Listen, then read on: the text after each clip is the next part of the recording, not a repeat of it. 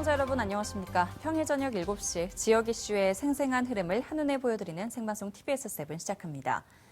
사적 모임 인원을 4명으로 제한하고 식당, 카페의 영업시간을 밤 9시까지로 하는 현행 사회적 거리두기가 다음 달 16일까지 2주 더 연장됩니다.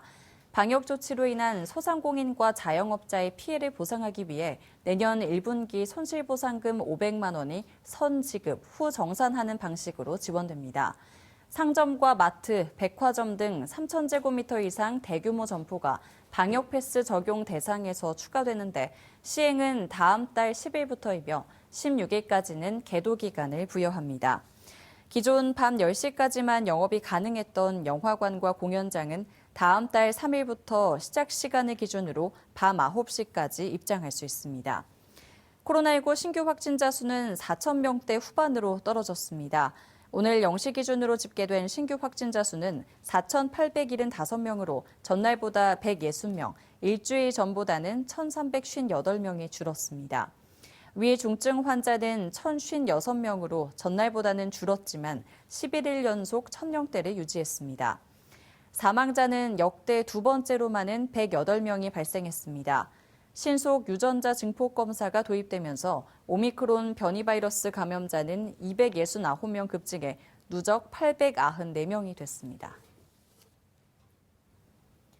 경기도 고양시 마두역 근처에 있는 상가 건물에서 기둥이 무너지는 사고가 났습니다. 인명 피해는 없었지만 건물 붕괴 우려가 있어 전문가들이 정밀 조사를 벌이고 있습니다. 백창은 기자입니다. 오늘 오전 11시 30분쯤 경기도 고양시 마두역 앞에 있는 건물의 지하 기둥이 무너졌습니다. 지상 7층, 지하 3층 규모의 상가 건물로 사고가 발생한 곳은 지하 3층입니다. 건물관리소장의 신고로 상가 입주민 60여 명이 바로 대피해 인명피해는 없었습니다. 지하 기둥이 무너진 건물 앞입니다. 기둥이 무너지면서 건물 앞 도로도 같이 내려앉았습니다. 관리소장을 비롯한 인근 주민들은 땅 꺼짐 현상이 이번이 처음이 아니라고 말했습니다. 2, 3년 전부터 이제 좀 도로가 가라앉는 것 같습니다. 수도가 터져가지고 아예 그냥 도로가 없어진 적도 있었고 건물이 오래된 것도 있지만 저 도로 있잖아, 도로. 도로가 꺼지는 게 그게 아무래도 마음에 걸려요. 소방과 경찰 당국은 건물 붕괴 위험에 대비해 인근 도로를 막고 건물을 통제했습니다. 고양시는 안전관리 자문단을 파견해 건물 구조 안전 진단을 진행하고 있습니다. TBS 백창은입니다. 코로나19 여파에 올해도 연말 분위기를 느끼기는 쉽지 않습니다. 현장에 나가 있는 기자 연결해 연말 풍경 살펴봅니다. 서효선 기자. 네, 보신각 앞에 나와 있습니다. 네, 보신각 주변이 굉장히 많이 한산해 보이는데요. 오늘 별다른 행사는 진행되지 않는 거죠? 네, 코로나19 확산 방지를 위해서 올해도 재하예종 타종 행사는 취소됐습니다.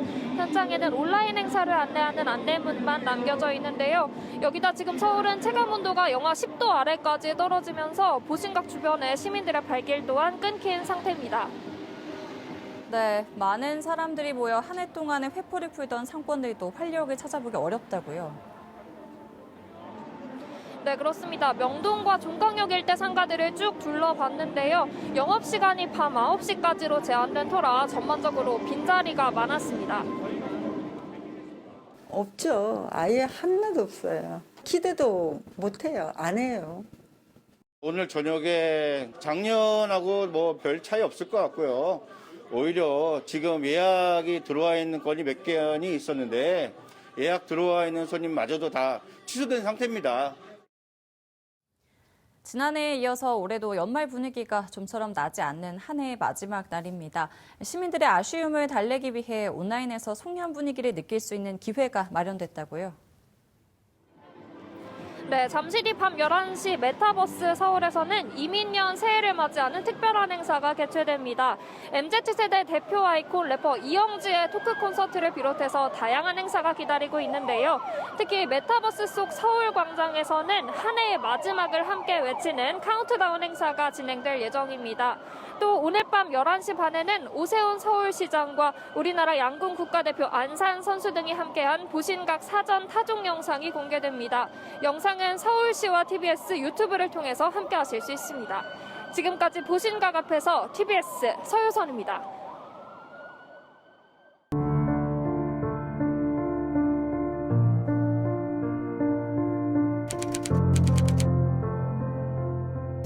주변 친구들한테도 코로나가 사람 죽이는 것 같다. 이렇게 부담을 해고가 돼도 그냥 제가 뭘 아무것도 할 수 있는 게 없어요. 자신의 이야기를 아낌없이 들려줬던 민심 듣기가 만난 117명. 그걸 관리 감독해야 될 공무원들은요.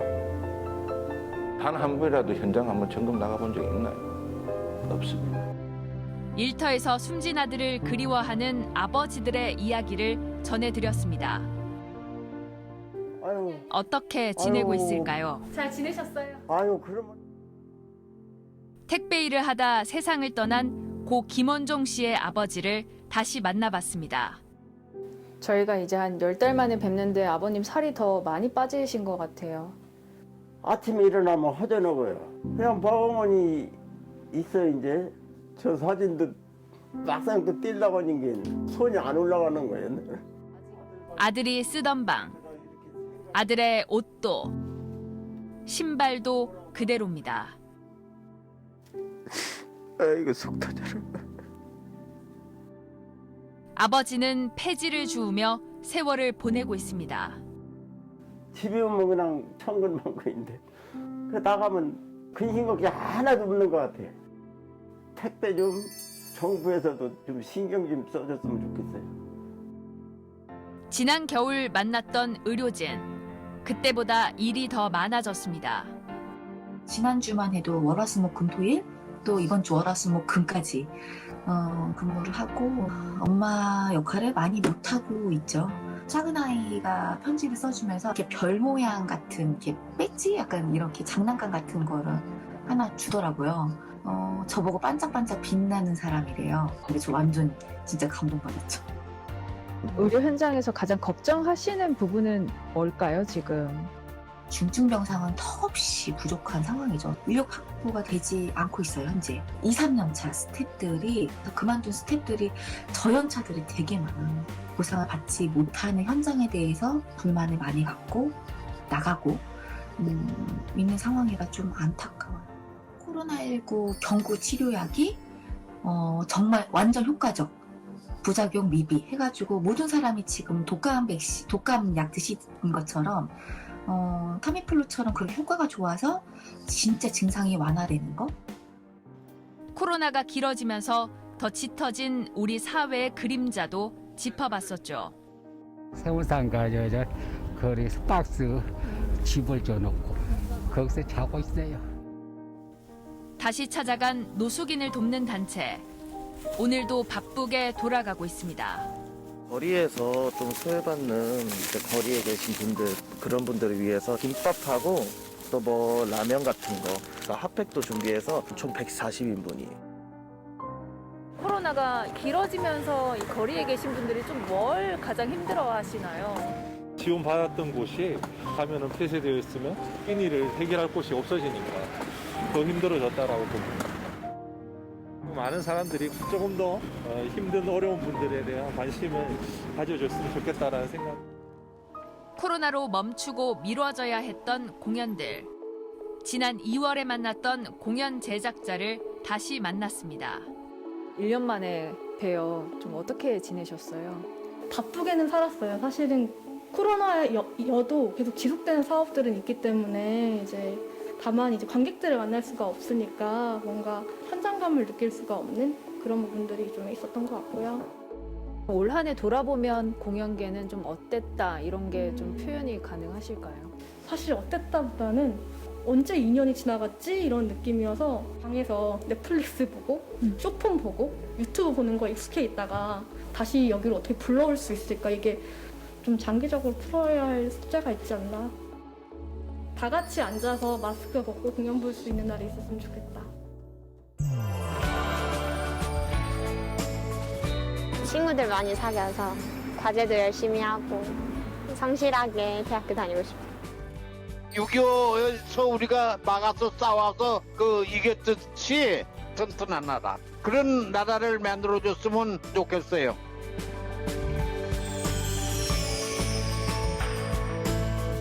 민심 듣기 이민정입니다.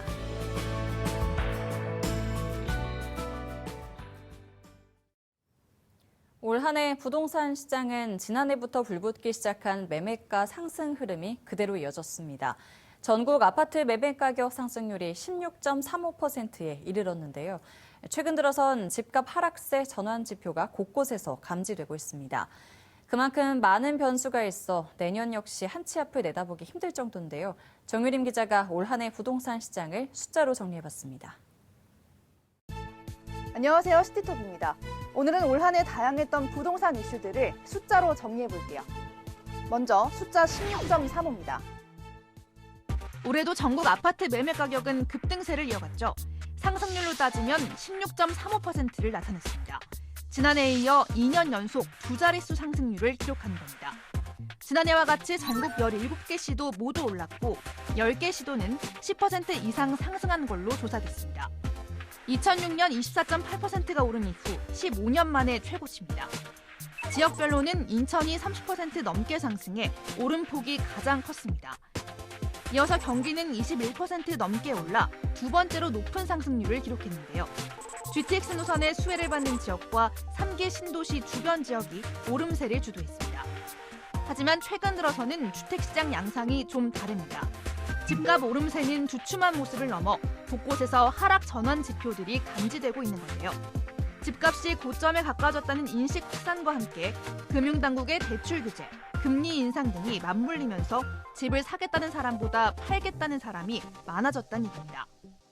많이 오른 가격의 부담 때문에 단기간 더 많이 올라가긴 좀 부담스러울 것 같아요. 실제 매매가 이루어진다 하더라도 뭐 대선이나 지방선거 이후에 좀 이루어질 가능성이 높기 때문에 2022년 상반기까지는 지금 거래가 많지 않은 상태에서 보합시장이 유지될 것으로 일단 보이고요.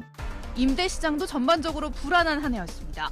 한국부동산원에 따르면 올해 전국 전셋값은 8.8% 올랐는데요. 지난해 같은 기간 6.6%보다 2% 높은 수치입니다. 최근 들어 전세 물량에 있어 공급이 수요보다 많아지는 등 상승세가 한풀 꺾이긴 했지만 전문가들은 2022년 전세값 불안은 이어질 거란 전망을 내놨습니다. 내년 여름 계약갱신 청구권을 사용해 계약을 2년 연장했던 물건들이 시장에 나오게 되는데 전세난 국면의 중대 분수령이 될 것으로 보입니다. 내년에는 임대차 3법 시행 만 2년째인데다가 수도권에서는 아파트 입주 물량이 예년보다 많지는 않은 상황이어서 전세난이 쉽게 해소되지는 않을 것으로 예상이 됩니다. 주택 가격이 빠르게 오르면서 중간소득 가구가 대출을 받아 살 수 있는 서울 아파트 재고량은 3.8%밖에 남지 않은 걸로 조사됐습니다. 중간소득 가구의 서울 아파트 구입 능력은 2019년 3분기 이후 빠르게 떨어지고 있는데요. 중산층마저도 서울에서 내 집 마련이 어려운 팍팍한 시대가 된 겁니다. 이렇다 보니 청약 경쟁률 높아졌을 수밖에 없겠죠. 당첨만 되면 수억 원의 시세 차익을 얻을 수 있는 로또 청약. 올해도 예외는 아니었는데요. 한 부동산 조사 업체가 한국부동산원 자료를 분석한 결과 올 한 해 서울 아파트 평균 청약 경쟁률은 164대 1을 기록했습니다. 경기도의 올해 평균 경쟁률은 29대 1, 인천은 18대 1로 집계됐는데요. 하지만 수도권 지역을 앞지르는 비수도권 지역이 있었으니 평균 경쟁률 195대 1을 기록한 세종시가 올해 청약 경쟁이 가장 치열한 지역으로 선정됐습니다. 개별 단지로 보면 수도권에서는 화성 동탄 2신도시의 동탄역 디에트르 퍼스티지에 올해 가장 많은 청약자 24만여 명이 몰리면서 평균 경쟁률만 무려 809대 1을 기록했습니다. 지난해 같은 기간과 비교하면 경쟁률 수치는 내려갔지만 1순위 마감 단지가 많아 분양시장의 열기는 식지 않은 것으로 해석됩니다. 올 한 해 뜨거웠던 부동산 시장. 다행히 4분기 들어서는 점차 안정세로 접어든 모습인데요. 정부도 내년 3기 신도시 사전 청약 등 대대적인 공급 확대를 예고하고 있습니다. 전문가들은 집값이 급격하게 하락해 경제에 큰 충격을 주지 않도록 연착륙을 유도해야 한다고 강조하는데요. 내년 부동산 시장은 대선 등의 변수가 큰 만큼 어떤 식으로 흘러나갈지 관심 있게 지켜볼 대목입니다. 지금까지 시티톡이었습니다. 감염병, 기후위기, 난민. 올 한 해 국제사회가 직면했던 상황을 명확하게 보여주는 단어입니다. 팬데믹 속 세계 경제는 몸살을 앓았고 지금도 지구촌 어딘가에선 질병과 굶주림에 시달리고 있습니다. 하지만 신냉전이라 불릴 만큼 강대국들의 패권 다툼은 더 격화됐고 세계 군사비 지출은 2009년 금융위기 이후 가장 큰 폭으로 올랐습니다. 군비를 줄여 이를 인류 공존을 위해 써야 한다. 결국 역대 노벨상 수상자들이 나섰는데요. 세계적인 물리학 석학이자 사상가인 카를로 로벨리 교수의 얘기를 직접 들어봤습니다. 온세계 최형주 기자입니다. 인류의 삶의 방식을 송두리째 바꿔버린 코로나19. 한계 상황으로 치닫고 있는 기후위기로 혹독했던 한 해. 中国人民捍卫国家主权和领土完整的坚强决心、坚定意志、强大能力。 Anyone who wishes America harm, know this: we will not forgive. We will not forget. We will hunt you down.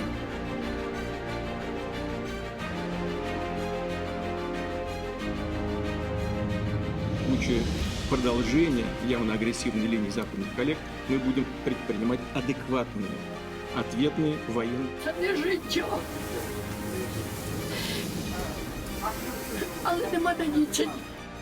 사람들은 굶주림에 내몰렸습니다. 수많은 사람들이 일자리를 잃었고 세계 식량 가격은 1년 사이 40%나 급등했습니다. 인류에게 위기 경고가 분명히 울리고 있지만 세계 강대국들은 오히려 국제 분쟁과 전쟁 위험을 키웠습니다. 지구촌 경제가 4.4% 하락하는 동안 군사비 지출은 오히려 2.6% 증가해 2조 달러에 육박한 겁니다.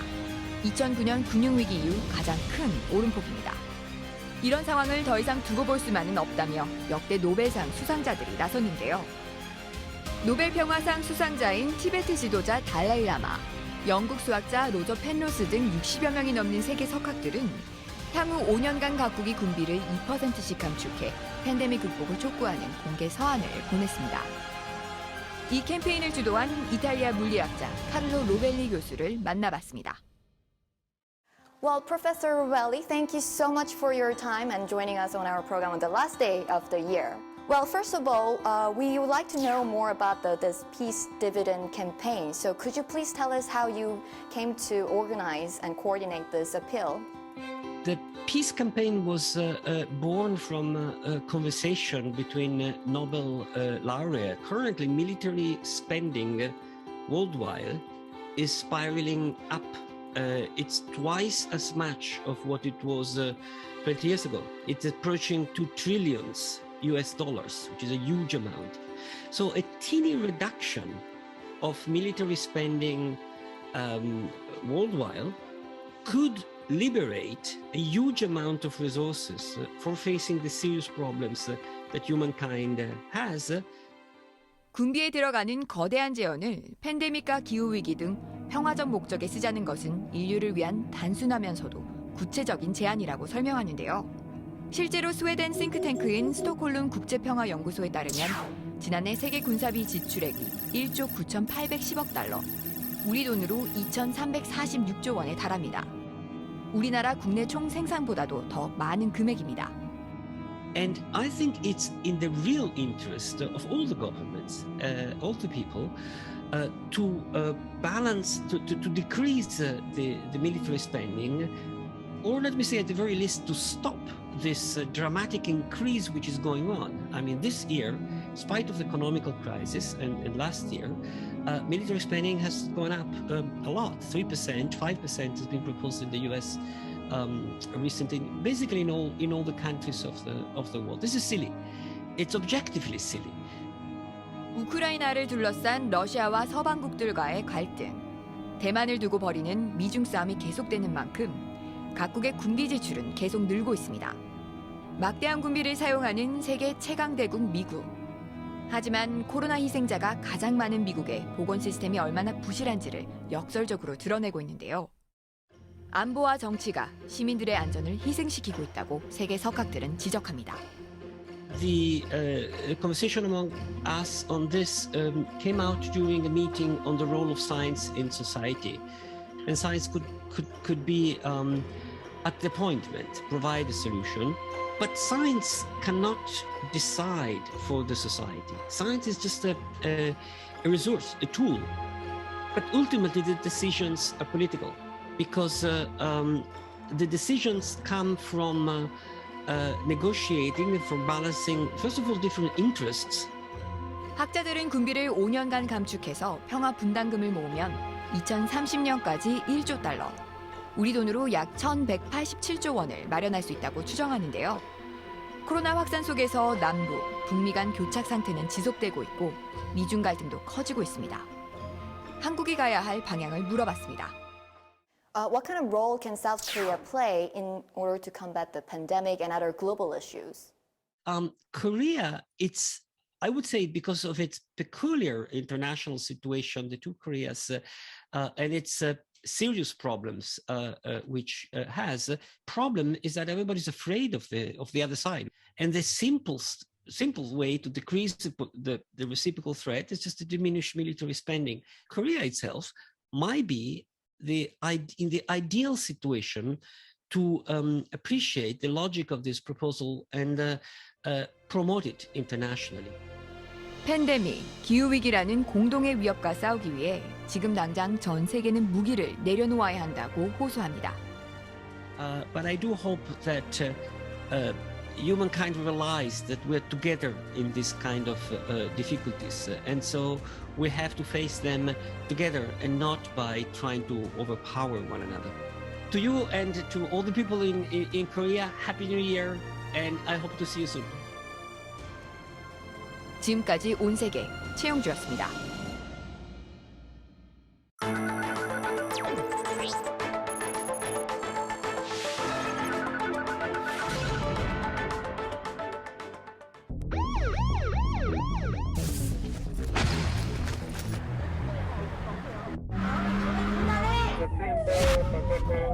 정차하세요.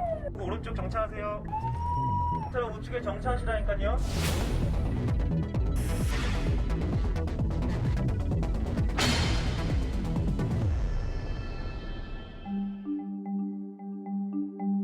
도심에 어둠이 내려앉고 집으로 돌아가는 시민들의 발걸음이 빨라지는 시간.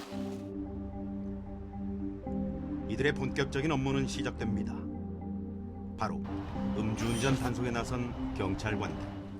예, 선생님 비숍 쪽이라서 불지는 않으셔도 돼요. 예, 감사합니다. 안 부셔도 되는데요. 마스크만 살짝 내려주세요. 예, 감사합니다. 지난 2년 코로나 팬데믹은 음주운전 단속 모습도 바꿔놓았는데요. 일단 코로나 이전에는 직접적으로 호흡으로 불어서 감지를 시작했어요. 코로나 이후에는 아무래도 전염 위험성이 있다 보니까 호흡을 직접 불지 않으시더라도 차량 안에 내부에 남아있는 알코올량을 측정하는 방법이어가지고 직접 호흡하지 않고도 음주 감지를 할 수 있는 기계입니다. 차 안 공기로 음주 여부를 살핀 후 경고음이 울리면 2차로 음주 수치 측정을 진행합니다. 음주 단속에 한창이던 경찰들이 다급하게 어디론가 뛰어가기 시작합니다. 단속 경찰들을 발견한 후 차를 버리고 도주한 운전자가 발생한 겁니다. 알았어요, 가요. 선생님 이미 도주했기 때문에 그건 어쩔 수 없어요. 전자랑 같이 가고 있습니다.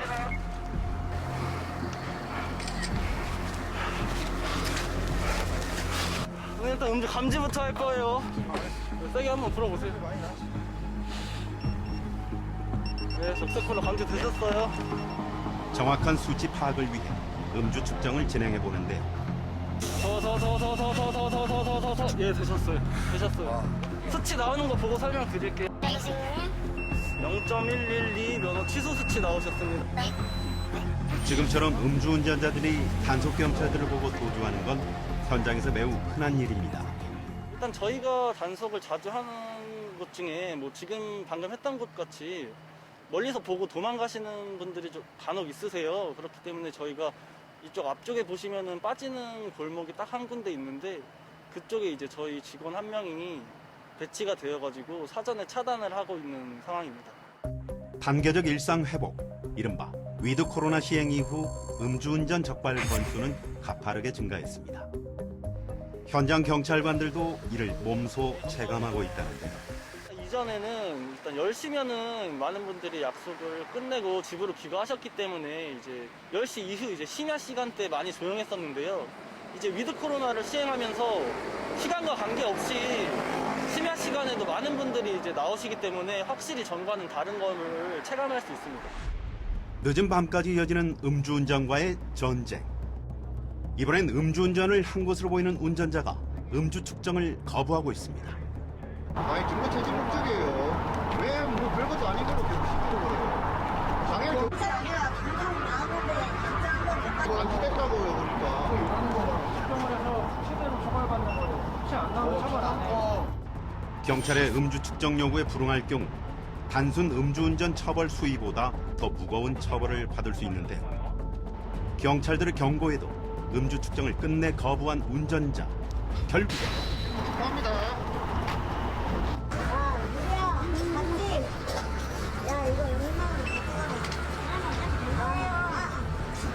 선생님 저희들 충분히 고지했어요.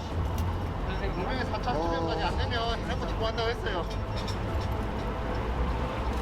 네, 일어나세요. 현행범으로 체포된 후에도 운전자의 행태는 멈추지 않습니다. 단속 경찰들을 힘들게 하는 것 비단 음주 운전자뿐만은 아닙니다. 이유 없이 쏟아지는 운전자들의 불만도 경찰들이 감당해야 하는데. 그래서 비접촉으로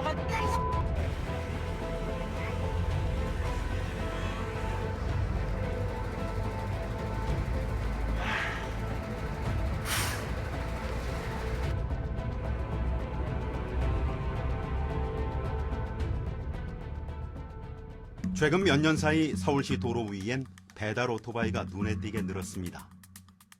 코로나19로 배달 음식을 즐기는 사람들까지 늘면서 덩달아 오토바이 사고 건수도 증가하고 있습니다.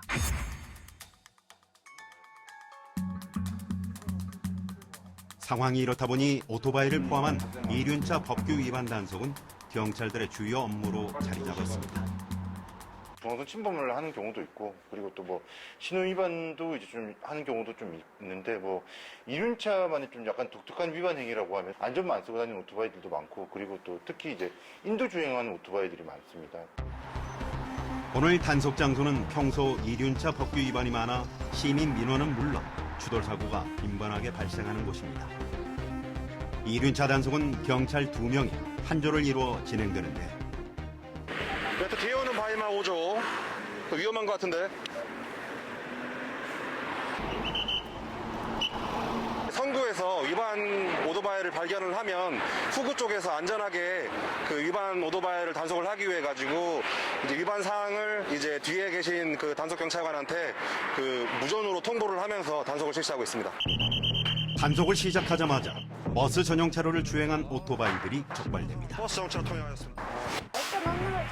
제가 뭐 벌점 있는 거로 없는 걸로 바꿀 수 있는 권한이 없어요. 그러니까 해준 건데 오토바이 버스 전용차를 못 가요. 원래 그거를 가진 자리로 다니잖아. 안 그러나요? 버스 전용 차로는 버스 전용만 다니게 되어 있고요. 길 가장자리에 다니는 건 맞는데 버스 전용 차로는 해당이 안 되는 사항이에요.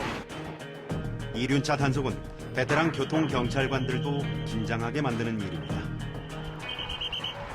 오토바이 같은 경우에는 기동성이 어떻게 보면은 있기 때문에 그 차 사이로 도망가는 경우가 좀 많고요. 도주를 했을 경우에 따라올 수 없다는 그런 생각이 있는 것 같습니다. 그 차량 번호를 조회해서 그 이륜 차량이 혹시 뭐 이런 식당이나 이런 배달업소에 그 등록이 된 오토바이면 심하게 단속을 도주하는 경우에 있어서는 그 단속 업체까지 찾아갈 수도 있는 상황이 생깁니다. 잠시 후 버스 전용 차로를 넘나들며 주행한 오토바이 한 대가 경찰 눈에 포착됩니다. 루드컵 15조 상황 버스 전용차로 위반하였습니다. 면허증 제시 부탁드릴게요. 운전자는 법규 위반은 하지 않았다며 하소연을 하기 시작하는데요. 차 뒤에서 진행하고 계셨어요. 그러다가 갑자기 차들이 서행하니까 점선에서 진로병행 하시고 정차로 타고 내려오신 것밖에 없어요. 그거 지금 단속하는 겁니다. 여기서 제가 다시 비상시키고 들어가려고. 실선행 진로병행 하시면은 14조 진로변경 위반까지 같이 돼요 또. 어떤 게 된다고요? 14조 진로변경 위반이요. 실선에서 선생님 어느 구간이든지 선생님 실선에 진로변경 할 수가 없습니다. 아니 실시간으로 진료 변경이 왜 안 돼요? 점선은 저희 선생님 모든 진로 변경은 점선에서만 하실 수가 있어요. 더 이상의 하소연은 통하지 않습니다. 정해진 교통법규는 다른 운전자의 안전은 물론 결국엔 자신의 생명을 지킬 수 있는 서로의 약속이란 걸 잊지 말아야 할 겁니다. 시민들의 안전을 위해 거리로 나선 경찰들은 또 있습니다. 이들은 순찰차를 타고 시내 곳곳을 주행하며 법규 위반 차량 단속에 나섭니다. 순찰차를 타고 도로를 감시하는 시간만 매일 8시간에 달합니다. 그런데 이들이 타고 있는 순찰차, 우리에게 익숙한 순찰차와는 차이가 있습니다. 이 차는 일반 겉으로 볼 때는 일반 승용차 같은데요. 그때 경찰 마크가 그래도 붙어는 있어요. 위반해서 단속을 할 때는 차에 따로 마이크가 또 설치되어 있고 경광등이 다 곳곳에 설치되어 있어가지고 일반 승용차랑 크게 다르지 않다 보니까 운전자분들이 이제 경찰차를 인지 모르시고 계속 이제 자기 갈 길 가시는 경우가 종종 있어가지고 그런 부분이 조금 어렵습니다. 차량 통행이 많은 대로 위, 큰 덤프트럭 한 대가 암행 순찰차 바로 앞에서 불법 유턴을 시도합니다.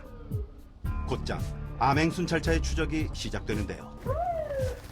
하나 트럭 서해 연릉병 경찰서 교통안전계 김기혁 경장입니다. 트럭 우측에 정차하세요. 트럭 우측에 정차하시라니까요. 저기서는 빨간불 때 유턴하셔야 돼요. 예, 안쪽 들어가시죠. 예. 와주세요. 거기서 하시면 됩니다. 어서 가세요. 예, 안 한다고요. 안 돼요, 아버지. 저기 얼마나 유턴 많이. 원칙대로 운전자에게 범칙금을 부여하자 경찰관에게 되돌아오는 것.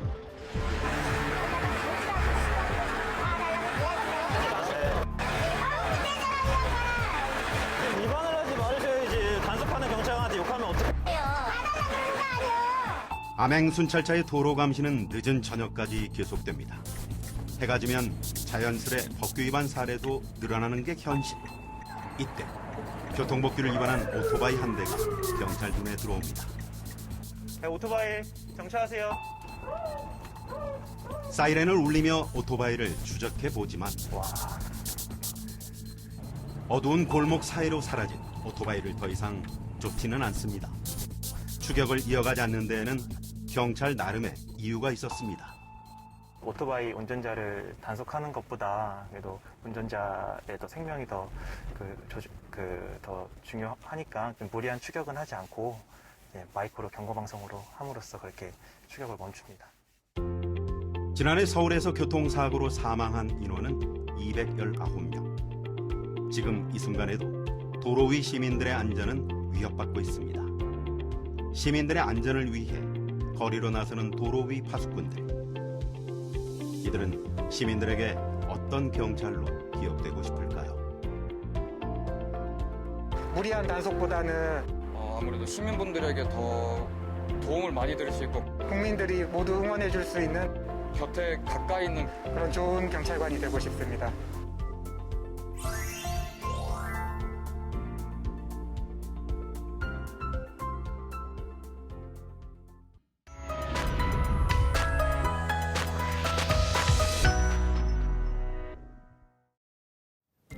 세미 한파가 이어지고 있습니다. 새해 첫날인 내일도 서울의 아침 기온이 영하 9도까지 내려가겠습니다.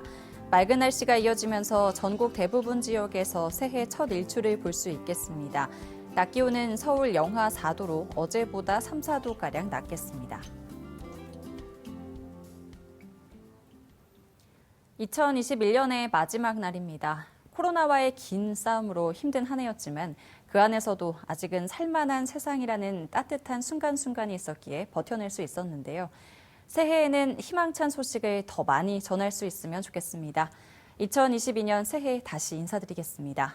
생방송 TBS7 마칩니다. 함께해 주신 여러분 고맙습니다.